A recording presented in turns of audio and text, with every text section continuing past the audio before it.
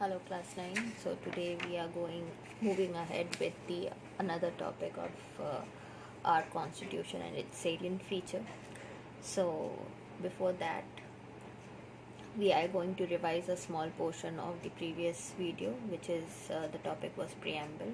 So the preamble to the Constitution of India is a brief introductory statement that sets out the guiding purpose and principles of the document. So to be precise, I've told you it's a summary or an introduction to the Constitution. As I've discussed, it states the aims, objective, and the ideals of the Constitution. So the preamble began with the word "we the people." I hope you have seen that picture. So this means the final authority behind the Constitution lies with the common people of India. It goes to define about India as a state, it's sovereign, socialist, secular, democratic republic. Then the considerations were made on which ground with the policies are going, or the articles or the schedule which you have read are going to be made upon. So justice, equality, liberty, these were the ideology from the French Revolution, if you recall.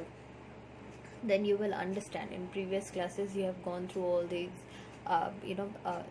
concept.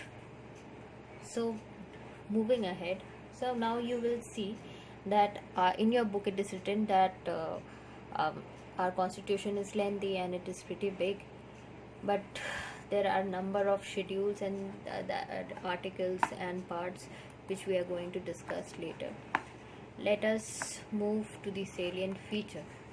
So the first salient feature in your book is it is a written constitution.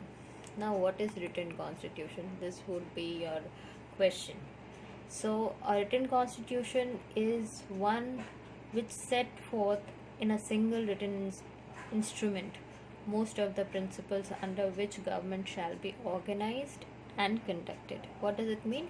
That everyone is having a role and it is very clearly defined in written constitution.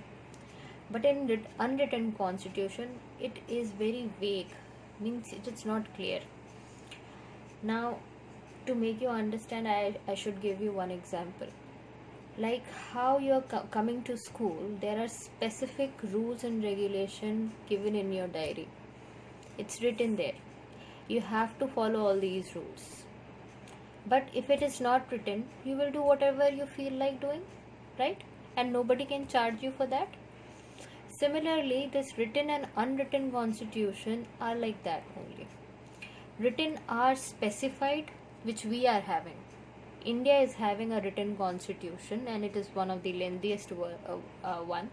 That is another salient feature, we will go into that. But written is specifying, they are telling what is the role of the government, what is the role of a general citizen.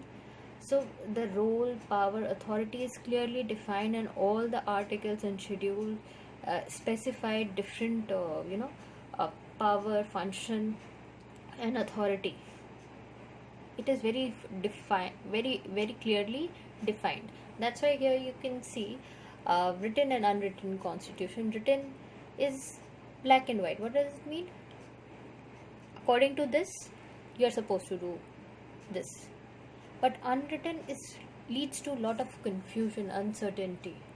Today it is like this, tomorrow it would be something different, because there is nothing written and people are not following one thing.